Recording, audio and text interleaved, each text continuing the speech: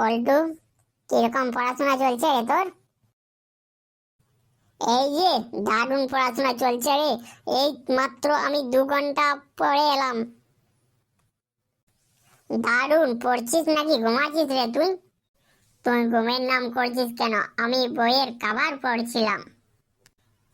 Cover পড়ছিলি মানে? বুঝলাম না তো কভার মানে। হ্যাঁ মানে প্রথমে দেখলাম বইটার প্রথমে লেখা আছে ফিজিক্স এবং শেষে লেখা আছে 299 টাকা। তাই ভাবলাম যে এত দাম দিয়ে না শিখাই ভালো। কি বলিস তুই? বারে পল্টু, তুই তো বইয়ের দাম দেখেই বিদ্যাবান হতে চলেছিস রে। না রে ভাই, আসলে পরীক্ষাতে তো বই দেখে লিখতে দেয় না, তাই আমি না দেখে অভ্যাস করছিলাম যাতে পরীক্ষাতে লিখতে পারি।